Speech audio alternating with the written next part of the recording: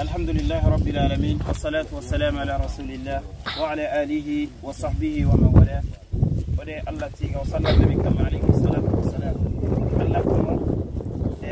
سمي ما خرم وصفنا ما نني بيجدور تكمبي ولي يكون أنت فوبني كتوبي دينجرا بيجت تجايدانا ويرني كل غمونية أفيلاندي دينجرا بيجت كني ننتانيا على تيمينكا أنا نيخرالله أنا نيا إمسيدة الله بتينو كونغا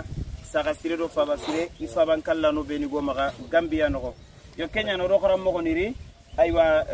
igo maga Gambia no nga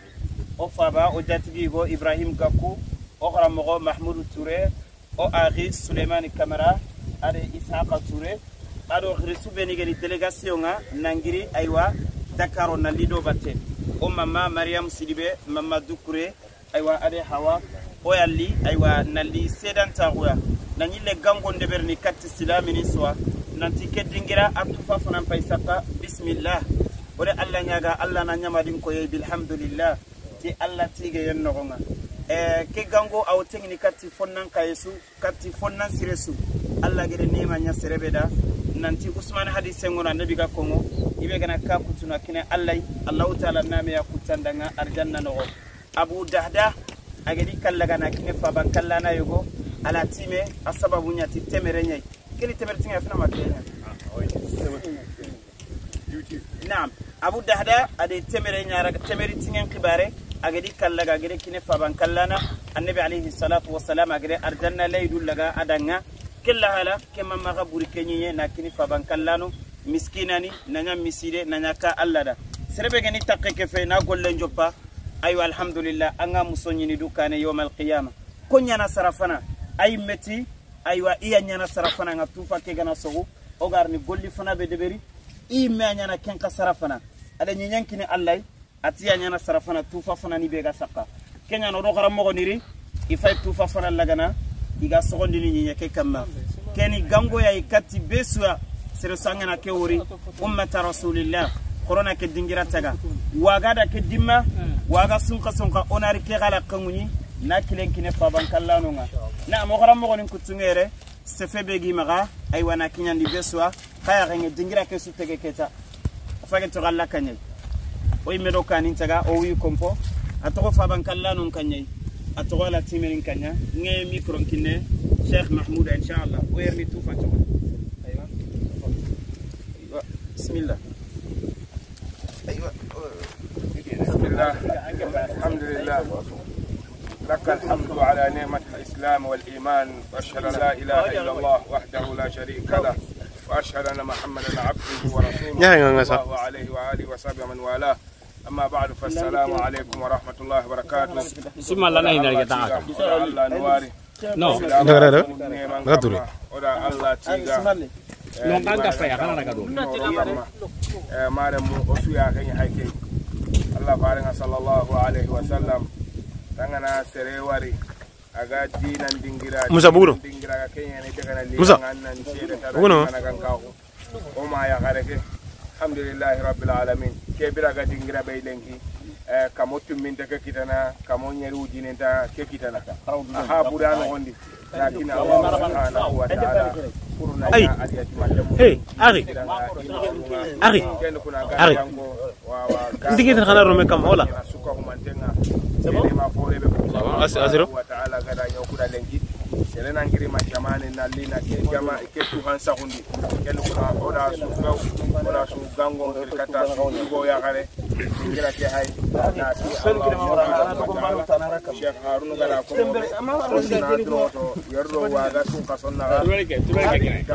mamra mana simoy go sigire kalan kombe bo ga mun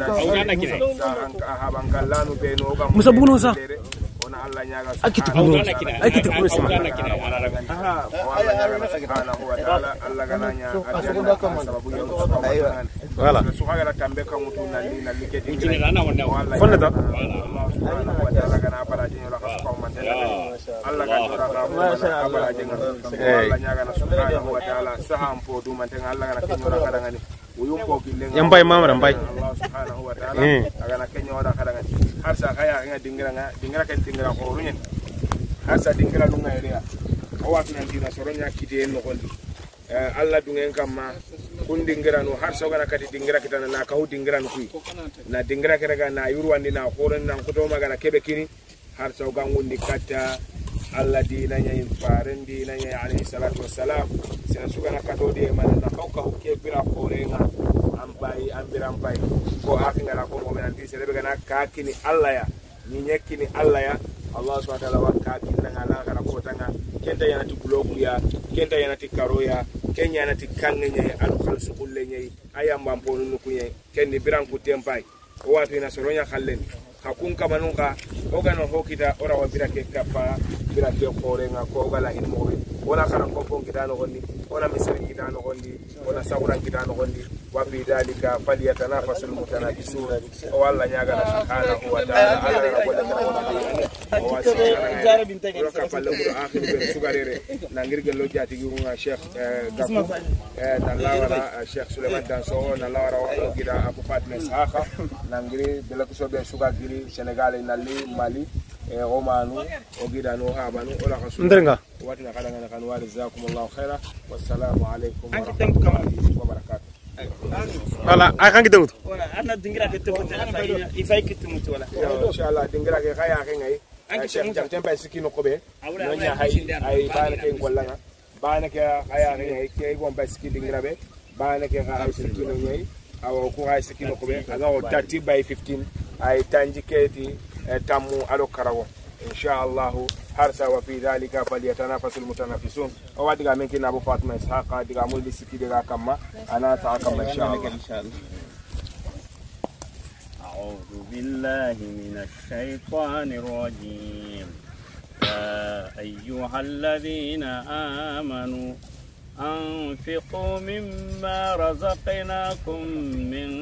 قبل أن يأتي أحدكم الموت فيقول رب لولا أخرتني إلى أجل قريب فأصدق وأكن من الصالحين ولن يؤخر الله نفسا إذا جاء أجلها والله خبير بما تعملون. Ada rakyatku. Aku menunggu mana engkau karena fakirnya, karena kuindenya. Saru kallem bicara. Sebab kan tanah fakirnya, sebab kan tak kuindeni. Kallem ada nadi kan kannenya ni kei. Nanti laula akhartani ila ajalin qarib. Anin teringka. Kallem mereka anin teringka. Hari ucinnya dah. Fa asaddaqa wa akum minas salihin. Nasra kannenya. Nanya seluruhnya.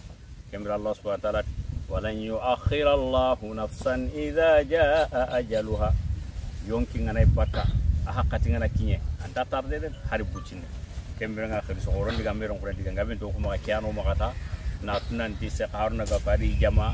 إذا غانغو ngarakata suya fereng Allah dengan di insyaallah serebane kabe kana la hirona suana suktaga sere sukita maka kata na kono dengan ngadna dikian kasireng kita insyaallah sara supa suktaga kala wana Allah nya kebe garus kebirai agar bukan kebe khane magarjana Allah kana arjana nyarangan ko se garuna gar diga be joppo mo be faran sallallahu alaihi wasallam sebe kana kakina Allah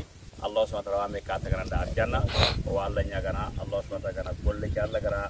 ajo firam ko Allah kana Allah rabbe wala ko so aruna te khari wana ko la ni wasna sallallahu alaihi wasallam ayo